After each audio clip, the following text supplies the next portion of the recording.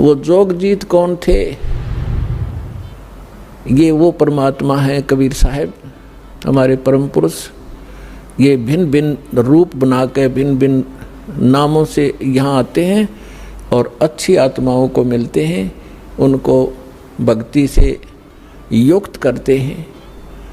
तो जो प्रसंग चल रहा था कि जैसे आप पूर्व जन्म के पुण्यकर्मी प्राणी हो, उनको मनुष्य जीवन मिला है, तो वो आज भी भक्ति की कसक आप में विद्यमान है, आप भटक रहे हो। और कुछ ऐसे व्यक्ति हैं एक ही घर में, एक तो इस ज्ञान को सुनते ही भाग लेता है और दूसरे को समझाने की चेष्टा करते हैं तो भी वो नहीं मानते हैं, विरोध करते हैं। तने देवी देवता छोड़ दिए, तने बैठा दिया है, देवता रुष्ट हो जाएंगे, ये हो जाएगा, नुकसान हो जाएगा, या वो भक्ति करते ही नहीं है। तो इसका कारण बताया परमात्मा ने। कबीर साहब कहते हैं, सठ दल दोनों दीन का, दिल में दोष न धार, सतगुरु का कोई एक है, यू काल का सब संसार।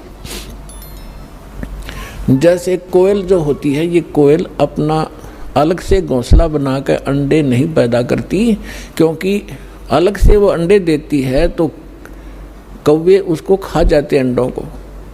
वो ऐसे सूझबूझ से अपना काम निकालती है। जो मादा काग कौवी कहीं अंडे उत्पन्न कर देती है, उस ताक में रहती है, और जब वो कभी बाहर जाती है अपना आहार करने के लिए, चुग्गा चुगने के लिए, तो पीछे से उसी के घोंसले में अंडे उत्पन्न कर देती है। अब वो कभी वापस आती है तो वो 2 के स्थान पर 4 अंडे पाती है, लेकिन वो समझ नहीं पाती है तेरा कौन सा है, दूसरा कौन सा है। तो उन सभी को वो उसको परिवर्ष कर देती है, उनसे बच्चे निकाल देती है और उनमें उसका अपना सा मोह हो जाता है। और वो कोयल सामने देखती रहती है, उनके आसपास रहती है कि कब ये बच्चे उड़ने योग्य हों और फिर इनको मैं साथ ले जाऊं। जब वो देख लेती है कि ये बच्चे कुछ दूर तक उड़कर वापस आने लगे हैं, तब दूर वृक्ष पर बैठ के अपनी बोली बोलती है, कुहू कुहू की। जो कोयल के बच्चे होते हैं वो उस आवाज़ से प्रभावित होते हैं और ऐसे चारों तरफ देखते हैं, उस आवाज़ के साथ वो खींचे चले जाते हैं। और जो काग वाले होते हैं उनका असर भी नहीं होता, वो अपने बैठे ऐसे ही, वो उड़कर चल पड़े। कोयल वाले काग वाले वहीं रह गए। अब कौवी दौड़ती है, उड़ती है पीछे पीछे उनके साथ कि मेरे बच्चे गए, तो कोयल और दूर चली जाती है, कुहू कुहू करती हुई उड़ती हुई, तो बहुत दूर निकल जाती है।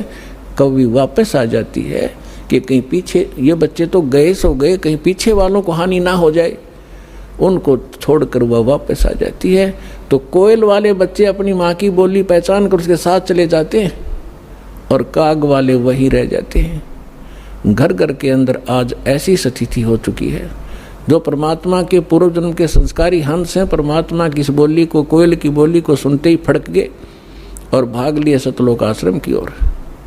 और वो भी अगर छाने नहीं हुए हैं, अभी समझन जोगे जो शेष रह रहे हैं, ये भी हो सकता है, तो वो भी अगर कोयल के होंगे तो अवश्य सतलोक आश्रम बरवाड़ा में आना पड़ेगा उनको। तो ठीक इसी प्रकार पिछले संस्कार से आपको सब वस्तु प्राप्त हो रही है, लेकिन आगे की भी तैयारी करवानी है। जैसे काग भूषण का पिछला संस्कार नहीं था, ऐसा रीजन बन गया और उसके ऊपर इतना सत्संग की बौछार होगी, ना चाहते हुए भी उसने वहाँ रहना था। रोज ऋषि ने, संत ने सत्संग करना था, उसका असर हो गया।